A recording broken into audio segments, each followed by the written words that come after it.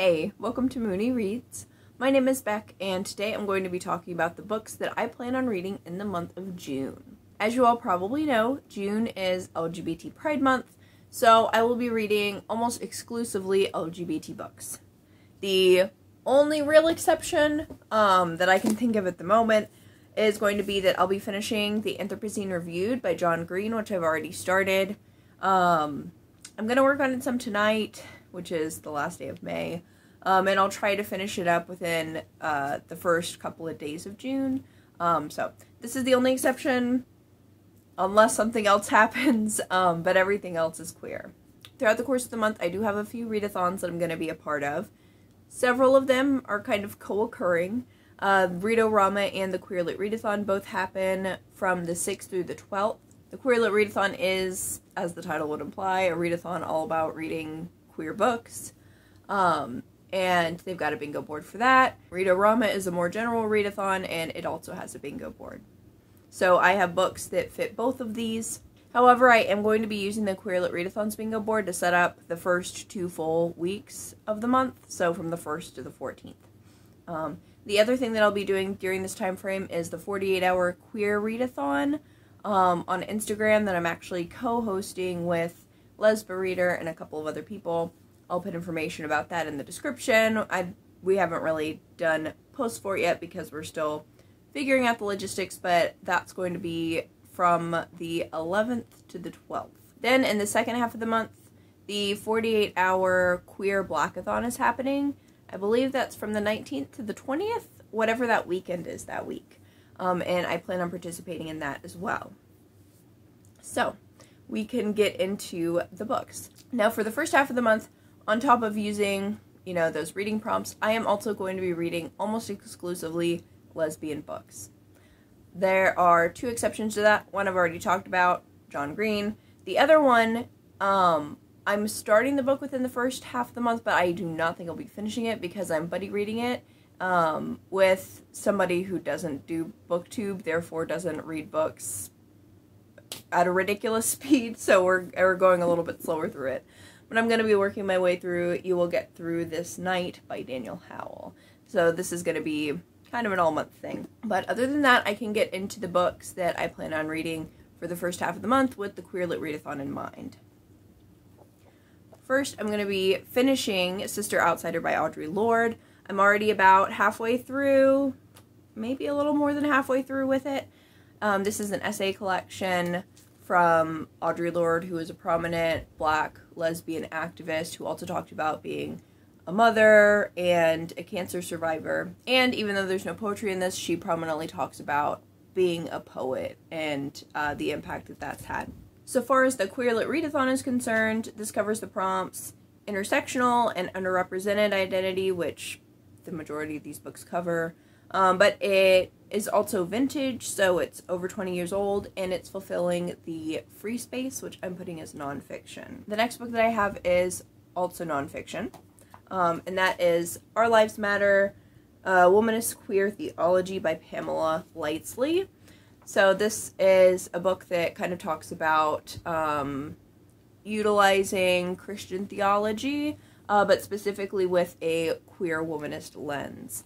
It's pretty short, but it's kind of dense, so hopefully I'll get finished with it the first half of the month. And of course, this is going to cover the nonfiction, intersectional, and underrepresented identity prompt, but it is also going to cover the religion prompt. Next, we can get into fiction with some YA.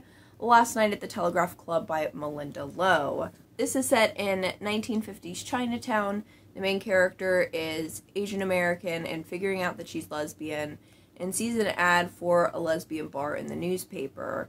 Somebody that she knows may have a connection to the bar. Other than that, I know there's supposed to be some hot butch babes in drag, which was integral to why I bought this as a blind date with a book from Sage. Check out their Depop in the description in case they have more to sell. I'm super excited for this. I've wanted to read it since I heard that it was coming out. I'm glad that I waited to get it though, because buying secondhand is better. This fits the intersectional prompt, under represented identity prompt, and recommended. Since I did get this as a blind date with a book, This seems kind of like a recommendation, plus a bunch of people have been talking about it. Next, I have Polar Vortex by Shani Mootoo. This is a story about this couple who moved to a new city, but someone from one of their pasts shows up. The couple hasn't really totally talked about the connection that this person has to them, but there's some sort of like mystery element. You're not really sure what happened with them. I've actually already started this. I went to try to figure out what kind of representation it had, so I was like gonna skim like, you know, the first couple pages and accidentally did my way to page 46. So I think this is gonna be really good. This is another recommendation. I heard about this from Sajid over at Books on My Social Life. This also covers intersectional and underrepresented identity. The main character, I think, is Caribbean, from what I remember from the little bit that I read.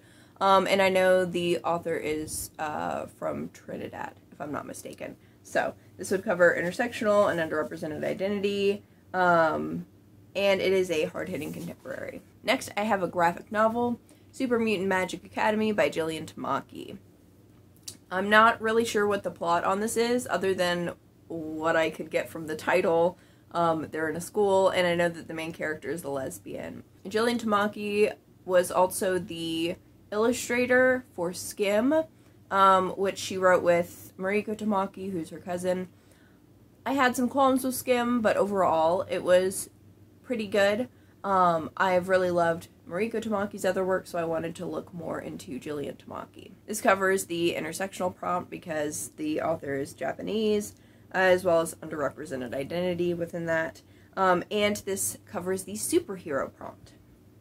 I think that it might also cover the book that brings you joy prompt, because I really like queer graphic novels, so I imagine this is going to be one of those that makes me really happy. Continuing on with the graphic novel style, I have Are You My Mother by Alison Bechdel. This is a graphic memoir. Alison Bechdel is best known for Fun Home, which is about her relationship with her dad, who is closeted, and this is about her mother, as you might guess from the title. So this fits the prompt of memoir. Then finally, I have The Falling in Love Montage by Ciara Smyth. This is a super cute YA. The main character doesn't believe in like love at first sight. She doesn't want to fall in love, but she meets somebody and they decide to go on dates, which doesn't really necessitate falling in love, but maybe things don't go as planned for just a summer romance. And this would fit the prompts for It Brings You Joy and Summer Vibes.